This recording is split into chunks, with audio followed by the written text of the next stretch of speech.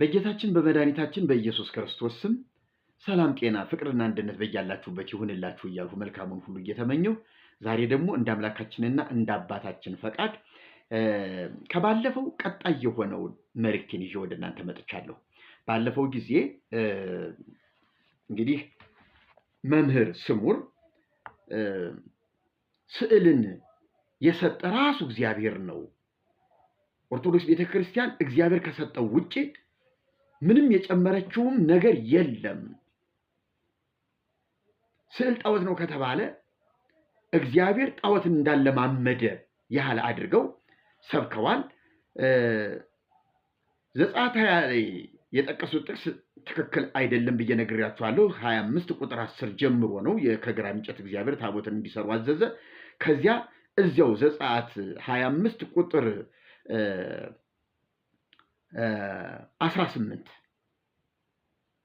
18 ላይ ከተቀጠቀጠ ወርቅ 2 ኪሩብ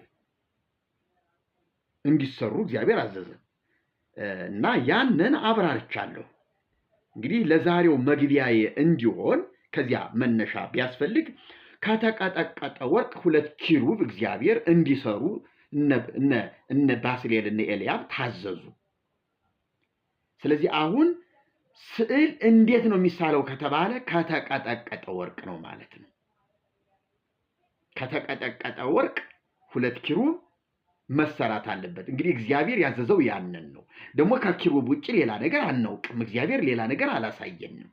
በዚያውም ደግሞ ከታቦቱ ላይ ነው፣ ከስርየት መክደኛው ላይ ነው። ከዚያ ውጭ ሌላ ቦታ ላይ ኪሩብን መሳል አይቻልም ማለት ነው። ቤተክርስቲያኒቱ እግዚአብሔር ባሳያት መንገድ ብቻ የምትሄድ ከሆነ መጀመሪያ ነገር ስዕል ሳይሆን ከተቀጠቀጠ ወርቅ ነው።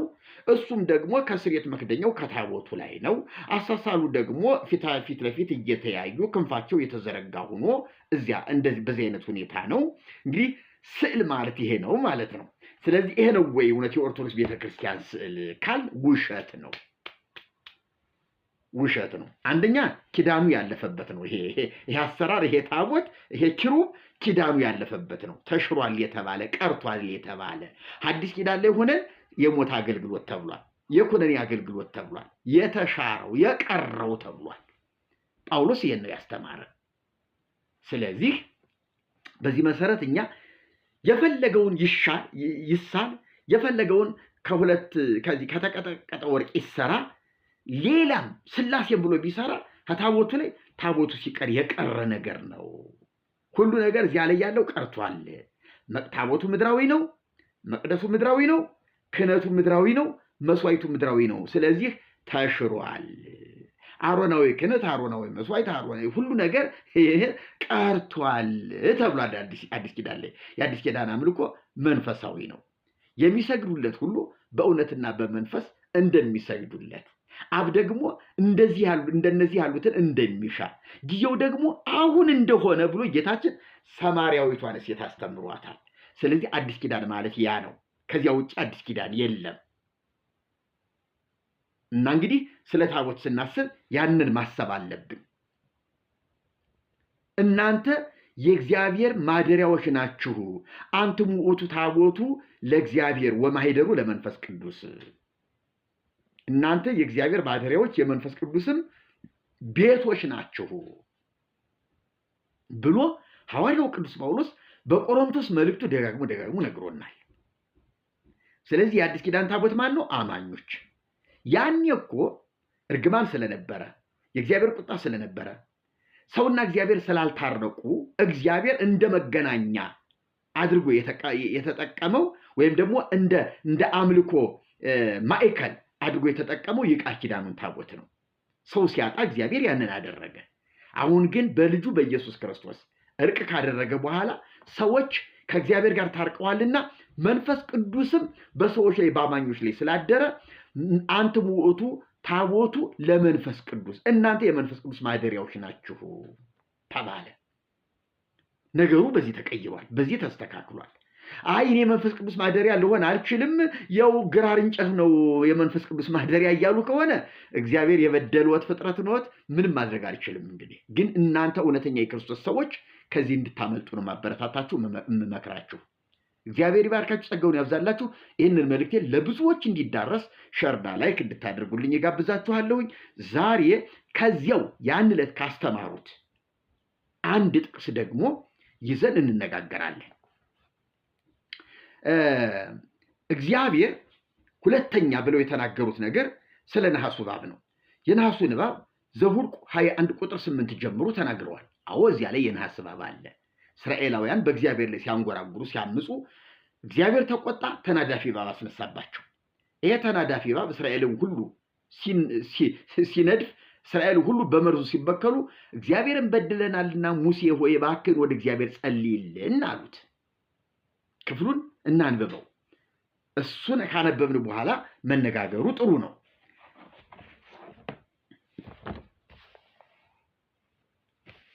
ምንድን ነው የሆነው? እዚህ ቦታ ላይ ቁጥር 4 ጀምሬ ባነበው መልካም ነው። ከምዕራፍ 21 ነው። ቁጥር 4 ጀምሬ ላንብበው። ከሖር ተራራ ከኤዶምያስ ምድር ርቀው ሊዞሩ በኤርትራ ባህር መንገድ ተጓዙ። የሕዝቡም ሰውነት ከመንገዱ የተነሳ ደከመ። ሕዝቡም በእግዚአብሔርና በሙሴ ላይ በምድረ በዳ እንሞት ዘንድ ከግብፅ ለምን አወጣችሁን? እንጀራ የለም፣ ውሃ የለም፣ ሰውነታችንም ይህን ቀላል እንጀራ ተጸየፈ ብለው ተናገሩ። እግዚአብሔርም በሕዝቡ ላይ እባቦችን ሰደደ፣ ሕዝቡንም ነደፉ። ከእስራኤልም ብዙ ሰዎች ሞቱ። ሕዝቡም ወደ ሙሴ መጥተው በእግዚአብሔርና በአንተ ላይ ስለተናገርን በድለናል፣ እባቦችን ከኛ ያርቅልን ዘንድ ወደ እግዚአብሔር ጸልይልን አሉት። ሙሴም ስለ ሕዝቡ ጸለየ። እግዚአብሔርም ሙሴን እባብን ሰርተህ በዓላማ ላይ ስቀል፣ የተነደፈውም ሁሉ ሲያያት በሕይወት ይኖራል አለው። ሙሴም የናሱን እባብ ሰርቶ በዓላማ ላይ ሰቀለ። እባብም የነደፈችው ሰው ሁሉ የናሱን እባብ ባየ ጊዜ ዳነ። ቁልጭ ያለ ግልጽ ያለ ትክክለኛ መልእክት ነው። ሰውየው አጣመው ይዘውት ገደል ገቡ። መምህር ስሙር ገደል ገቡ። የራሳቸውን ምኞት ተከትለው ገደል አይገልጸውም። እንዲያው ገደል የሚለው ቃል አይገልጠውም። ሁለተኛ ብለው ከኪሩብ ቀጥለው ያስተማሩት ስለ ስዕል ይህንን የነሐስ እባብ ነው። አሁን የነሐሱ እባብ ስዕል ነው ወይስ ቅርጽ ነው? የተቀጠቀጠ ከነሐስ የተሰራ የእባብ ምስል። ስለዚህ እግዚአብሔር የነሐስ እባብ ሰራና ስገዱለት ለዚህ አለ። ነውር አይደለም እንዴ?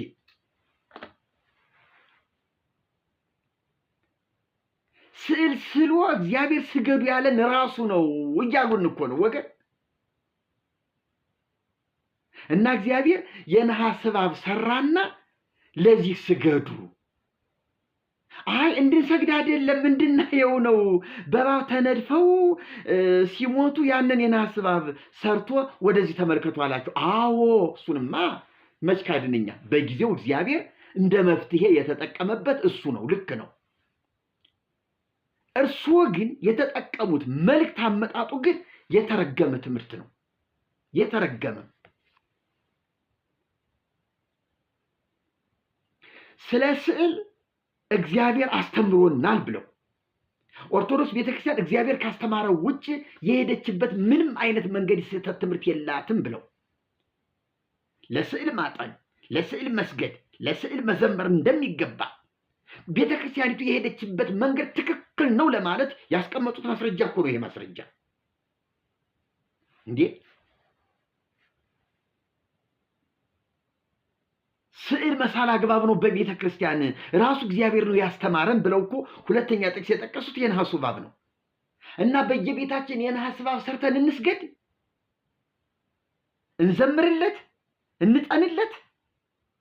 እስራኤልን ያዳርሃቸው አንተ የነሐስ እባብ ክብር ይገባሃል፣ ምስጋና ይገባሃል ብለን እንዘምርለት።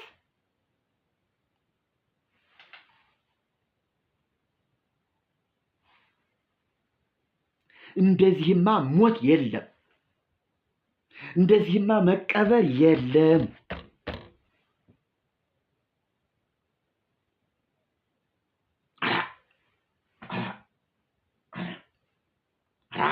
አለ ሀገሬ ሰው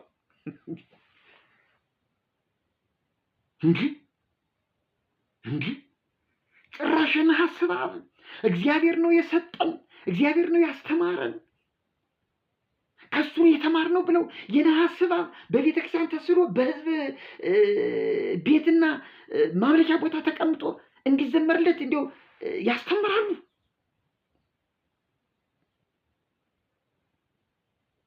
እውነት እግዚአብሔር እንዲሁ ይህንን ለስዕል ማሳያ ነው ያመጣው? አይ በእውነት እንዲው እንደዚህ ከሆነ ሊቅነት ምን ልበለው? ይሄን መማር ምን ልበለው? እንዲው እናንተስ ይሄን ፕሮግራም የምታዩ ምን ትላላችሁ? አይገርም? ይሄ ፍቅረ ጣዖት እኮ ነው። ይሄ አጋንንታዊ ትምህርት እኮ ነው። ሆን ብሎ ሰይጣን ያሰለጠናቸው፣ ሰይጣን ያሰማራቸው የሰይጣን ደቀ መዛሙርት ናቸው ይሄን የሚያስተምሩ። ክብሬን ለሌላ ምስጋናዬንም ለተቀረጸ ምስል አልሰጥም ያለ እግዚአብሔር የነሐስ እባብ ይኸውላችሁ በዚህ መልክ ስገዱ ብሎ እግዚአብሔር ሌላ ነገር ያሳያል ብሎ ማስተማር ሞት ነው። ሰው በዚህ ልክ ይዋረዳል እንዴ? ሰው በዚህ ልክ በቁሙ ይሞታል እንዴ?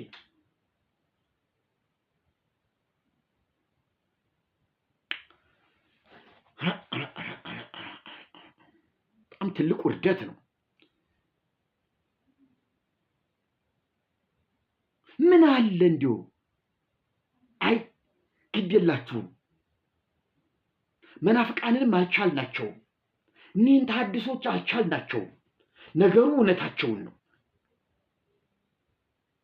ትክክል አይደለም። ቤተክርስቲያናችን እስካሁን እንደዚህ የመጣችበት መንገድ ጤናማ አይደለም። አሁን ተሐድሶችን አፋቸውን ለመዝጋት ያለው አማራጭ እውነቱን ብቻ እውነት ማለት ነው ግዴታችን ወደሚለው ለምን አይመጡ? መንገዳገድ እንደዚህ እንዲሁ አልሞት ባይ ተጋዳይ ያሳፍራል። እጅግ ያሳፍራል።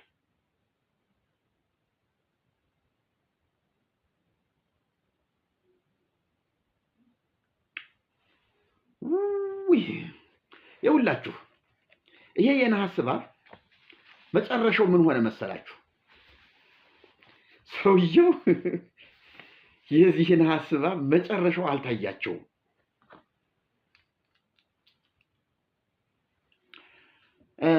መጽሐፈ ነገሥት ካልዕ ምዕራፍ 18 እንዲያው ከአንድ ጀምሬ ላንብበው። ሊቀ ሊቃውንቱም እስቲ ረጋ ብለው ይስሙ፣ ረጋ ብለው ያዳምጡ።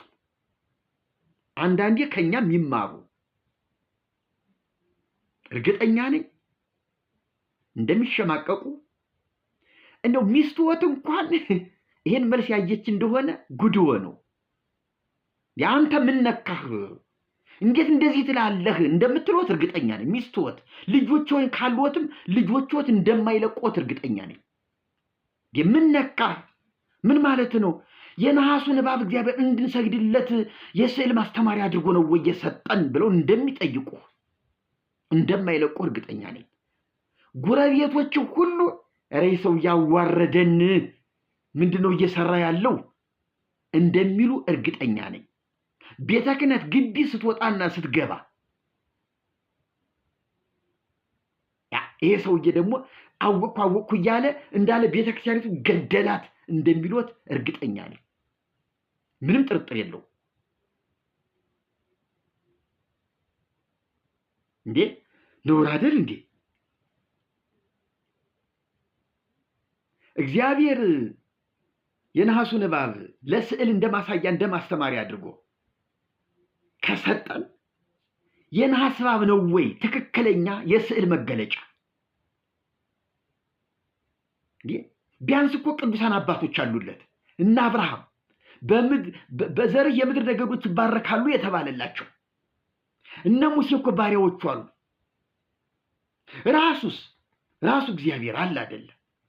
የነሐስ እባብ ሰርቶ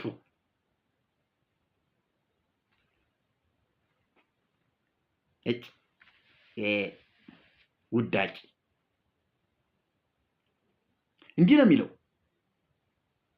መጽሐፈ ነገሥት ካለ ሁለተኛ ነገሥት ምዕራፍ 18 ከቁጥር 1 ጀምሬ ላንብብላችሁ። የነሐሱ እባብ መጨረሻው የእግዚአብሔር ሰው ታላቁ የእግዚአብሔር ሰው ከእግዚአብሔር ጋር የተጣበቀው ወደ ቀኝም ወደ ግራም ያላለው እግዚአብሔር በፊቱ ነገሮችን ሁሉ ያከናወነለት ያ ትልቅ ሰው ምን እንዳደረገ ደግሞ እንዲህም ሆነ። ያኔ የእስራኤል መንግስት ከሁለት ተከፍላለች። የእስራኤል መንግስትና የይሁዳ መንግስት እየተባለ ነው ያለው። እንዲህም ሆነ በእስራኤል ንጉስ በኤላ ልጅ በሆሴዕ በ3ኛው ዓመት የይሁዳ ንጉስ የአካዝ ልጅ ሕዝቅያስ ነገሰ። ሆሴዕ የእስራኤል ንጉስ ሆኗል። ሕዝቅያስ ደግሞ አሁን የይሁዳ ንጉስ ሆነ። መንገስም በጀመረ ጊዜ የ25 ዓመት ጎልማሳ ነበረ። በኢየሩሳሌምም 29 ዓመት ነገሰ። እናቱም የዘካርያስ ልጅ አቡ ነበረች። እሱም አባቱ ዳዊት አያችሁ፣ በዳዊት መንገድ ነው የሄደው። አባቱ ዳዊት እንዳደረገው እንደ ልቤ የተባለው ወዳጄ የተባለው ዳዊትን እንዳልዋሸው አንድ ጊዜ በቅዱስነቴ ማልሁ ብሎ የተናገረለት እግዚአብሔር፣ ቀኜ ታጸነዋለች ብሎ የተናገረለት እግዚአብሔር መንግስቱ በፀሐይ ዘመን ሁሉ ይሆንለታል። እግዚአብሔር አምላክ ልጁ ኢየሱስ ክርስቶስ እንኳን በስጋ ሲገለጥ መልአኩ ገብርኤል ለድንግል ማርያም ተገልጦ እግዚአብሔር አምላክ ምንድን ነው የሚለው? ወይሁ እግዚአብሔር አምላክ መንበረ ዳዊት አቡሁ ወይ ነግስ ለቤተ ያዕቆብ ለዓለም ወአልቦ ማይለቅ ለመንግስቱ። እግዚአብሔር አምላክ አለ ካንቺ የሚወለደው ልጅ እንዴት ደስ አለኝ! እንደው ነገሩ ጎትቶኝ ወደዚያ ወጣልሁኝ። ግን ሕዝቅያስ ማን ነው ለምትሉ ሰዎች አባቱ ዳዊት እንዳደረገ አይደል ያለው? ዳዊት ማን ነው? እግዚአብሔር አምላክም የአባቱን የዳዊትን መንግስት ይሰጠዋል። ለማን? ለኢየሱስ ክርስቶስ። ኢየሱስ ክርስቶስ ሲገለጥ የአባቱን የዳዊት መንግስት የት ሊወስዳት? ኢየሱስ በምድር አልነገሰም። ምናልባት በሺህ ዓመት ሲመጣ በዳዊት ዙፋን ሺህ ዓመት ይነግሳል። ግን ያቺ መንግስት ከሺህ ዓመት በኋላ ትፈጸማለች ማለት ነው። አሁን ግን ዳዊት ይሄ ገብርኤል እየተናገረ ያለው እኮ የማይፈጸም መንግስት ነው። ስለዚህ የዳዊትን መንግስት እግዚአብሔር በስጋ ወደ ሰማይ ወስዷታል ማለት ነው። የአባቱን የዳዊትን ዙፋን ይሰጠዋል። በያዕቆብ ቤት ለዘላለም ይነግሳል። ለመንግስቱን ፍጻሜ የለውም። እች መንግስት ለዘላለም ናት። ፍጻሜ የሌላት መንግስት ናት። የሺህ ዓመቱ ቢሆን ፍጻሜ ያለው እንላለን። አበቃ ይባላል። ዳዊት ማለት ይሄ ነው። ኢየሱስ ክርስቶስ ዙፋኑን የተረከበለት የዳዊት ልጅ ኢየሱስ ክርስቶስ የዳዊትን ምድራዊት ዙፋን ሰማያዊት አድርጎ ለዘላለም የወሰዳት ይሄ ነው ዳዊት ማለት። ሕዝቅያስ አባቱ ዳዊት እንዳደረገው ሁሉ በእግዚአብሔር ፊት ቅን ነገርን አደረገ። በኮረብታም ያሉትን መስገጃዎች አስወገደ፣ ሐውልቶችንም ቀለጣጠመ፣ የማምለኪያ ዐፀዶቹንም ቆረጠ። ልብ በሉ፣ የእስራኤልም ልጆች እስከዚህ ዘመን ድረስ ያጥኑለት ነበርና ሙሴ የሰራውን የነሐሱን እባብ ሰባበረ። ስሙንም ነሁሽታን ብሎ ጠራው። በእስራኤልም አምላክ በእግዚአብሔር ታመነ። ከእርሱም በኋላ ከእርሱም በፊት ከነበሩት ከይሁዳ ነገሥታት ሁሉ እርሱን የሚመስል አልነበረም። ከእግዚአብሔርም ጋር ተጣበቀ፣ እርሱንም ከመከተል አልራቀም። እግዚአብሔርም ለሙሴ ያዘዘውን ትእዛዛቱን ጠበቀ። እግዚአብሔርም ከእርሱ ጋር ነበረ፣ የሚሄድበትን መንገድ ተከናወነለት። ሕዝቅያስ አሁን ሕዝቅያስ ተሳሳተ? ሊቀ ሊቃውንት ስሙር ጥብቅና የቆሙለትን የነሐሱን እባብ እግዚአብሔር ያለማመደውን ይሁናችሁ፣ ስዕል ነው፣ ተጠቀሙበት፣ ያዙት ብሎ እግዚአብሔር ያስተማረውን የነሐሱን እባብ ሕዝቅያስ እኮ ቀለጣጠመው፣ ሰባብሮ ጣለው እኮ። ስሙንም ነሆሽታን አለው። ምን አለ ቢያጥኑለት የዳኑበት አይደል እንዴ? ስሙን ሕዝቅያስን አሁን ጥፋተኛ ነው የምትለው ወይስ ትክክል ነው የምትለው? ከዚያ ላይ አንተ ቀድሰዋል፣ አወድሰዋል። እግዚአብሔር ነው የሰጠን ስዕልን ከታቦቱ ላይ ኪሩቤል እንዲቀርጹ ያደረገ ራሱ እግዚአብሔር ነው። በኋላም ደግሞ የነሐሱን እባብ የሰጠ ራሱ እግዚአብሔር ነው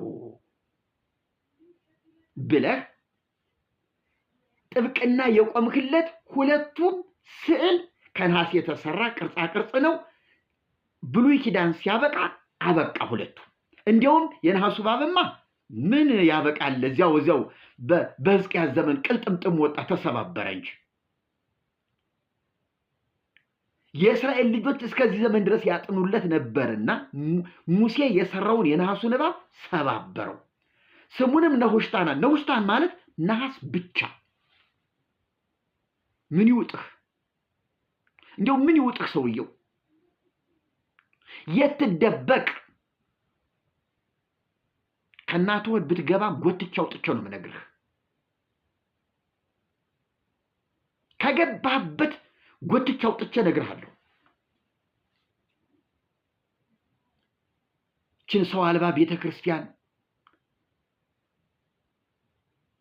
አንድ ሰው አንድ ጊዜ ተንቀሳቃሽ አስከሬኖች ብሎ ጳጳሳትን የሰደበበት፣ እውነትም እንደዛ በሚመስል ሁኔታ ሰው አልባ የሆነች ቤተ ክርስቲያን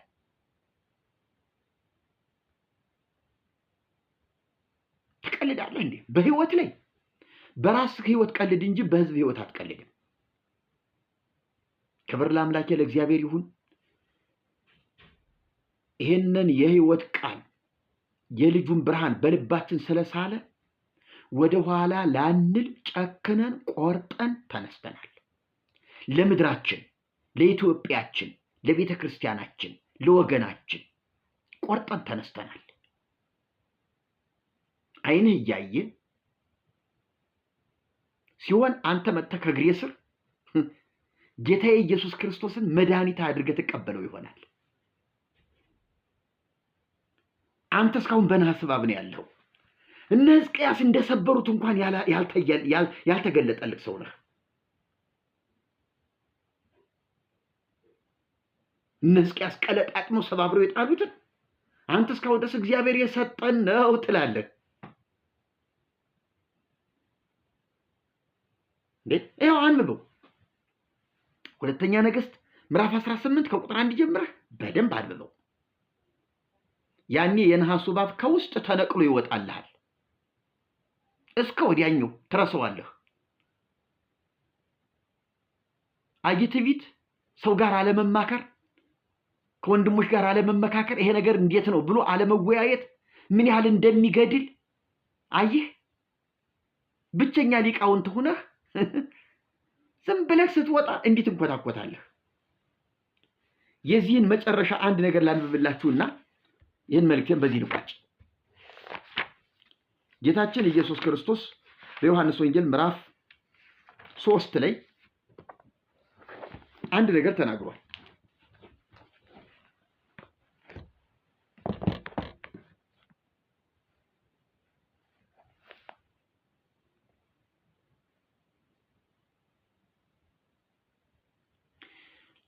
ቁጥር 14 እና 15 ላይ ሊጀምር። ሙሴም በምድረ በዳ እባብን እንደሰቀለ እንዲሁ በእርሱ የሚያምን ሁሉ የዘላለም ሕይወት እንዲኖረው እንጂ እንዳይጠፋ የሰው ልጅ ይሰቀል ይገባዋል። ሙሴ በምድረ በዳ እባብን እንደሰቀለ። ሙሴ የሰቀለበት ምክንያት አለው። በእባቡ ተነድፈዋል፣ እግዚአብሔርን አሳዝነዋል። በእግዚአብሔር ፊት ኃጢአት ሰርተናልና እባክህን ከእግዚአብሔር ለምንልን ሲሉት እግዚአብሔር ደግሞ የነሐሱን እባብ በተናዳፊው እባብ ምሳሌ አድርገህ ነሐሱን እንደ እባብ ቅርጽ አድርገህ ስራላቸው፣ ወደሱ የሚመለከት ሁሉ በሕይወት ይኖራል አለ። ያ እንግዲህ ጊዜያዊ ፈውስ ነው፣ ምድራዊ ፈውስ ነው። ልክ እንዲሁ ግን አለ ጌታ ሙሴ በምድረ በዳ ወበከመ ሙሴ ሰቀሉ ለአርዌ ብርት በገዳም ከማሁ ሀለወ ለወልደ እጓለ እመሕያው ይሰቀል። ሙሴ በምድረ በዳ እባብን እንደሰቀለ በእርሱ የሚያምኑ ሁሉ የዘላለም ሕይወት እንዲኖረው እንጂ እንዳይጠፋ የሰው ልጅም ሊሰቀል ይገባዋል።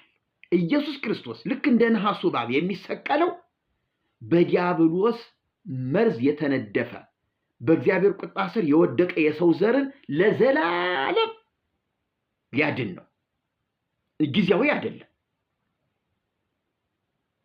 እስራኤል የዳኑበትን ያን ጊዜያዊ ነገር እግዚአብሔር ያዳናቸውን ትተው የዳኑበትን ቁስ ነገር ይዘው እያጠኑ ረጅም ዓመታት ቆጠሩ። ኢያሱ ላይ ሲደርስ ግን ኢያሱ ማሳለፍ አልቻለም፣ መታገስ አልቻለም። ይሄ ነውር ነው። ከእግዚአብሔር ጋር የተጣበቀ ስለሆነ ወደፊትም ወደ ኋላም ወደ ቀኝም ወደ ግራም አላለም። እግዚአብሔር ደግሞ መንገዱን አከናወንለት። ከእርሱ በፊትም ይሁን ከእርሱ በኋላ እንደርሱ ያለ አልተነሳም። የሚገርም ነገር ነው። በእግዚአብሔር ፊት እንደ ዳዊት ቅን ነገር አደረገ። አያችሁ፣ ከቅንነቱ አንዱ በየኮረብታው ያሉትን የመስገጃ ስፍራዎች የሚታጠንባቸው ቦታዎች ከማፈራረስ በተጨማሪ የእስራኤል ልጆች እስከዚህ ዘመን ድረስ ያጥኑለት ነበርና ሙሴ የሰራውን እባብ ሰባበረው፣ ስሙንም ነሁሽታን አለው። ምንም የማይጠቅም ነሐስ ብቻ። ስለዚህ አንተ ማስተማር የነበረብህ እነዚያ ለጊዜያዊ ነገር ያንን ተጠቀሙ፣ ከጊዜያዊ መርዝ ዳኑ። እኛ ደግሞ ለዘላለም የሆነ መፍትሄያችን ለዘላለም የሆነ የዲያብሎስን መንግስት እስከ ወዲያኛው ያፈራረሰ መንግስትን ስልጣንን ለኛ የሰጠ ካህናት እንሆን ዘንድ መንግስታት እንሆን ዘንድ የሾመን ለዘላለም ርስት ያዘጋጀን ያበቃል ኢየሱስ ክርስቶስ በመስቀል ላይ እንዲሁ ተሰቀለ። በእርሱ የሚያምን ሁሉ የዘላለም ሕይወት እንዲኖረው እንጂ እንዳይጠፋ ከበኩሉ ዘያምን ቦቱ እይተሐጎል አላ ይረክብ ሕይወተ ዘላለም።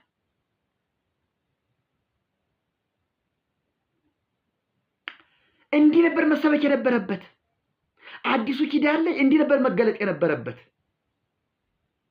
ሙሴ እንደዚህ ያደረገ፣ የኛ ኪዳን ግን ይሄ ነው። ሙሴ እንደዚህ ያደረገ፣ የኛ ቤዛ ግን ይሄ ነው ብለህ መስበክ ሲገባ የነሐስ እባብ እግዚአብሔር የሰጠን በረከት ነው ብለህ ስትሰብከው አታፍርም?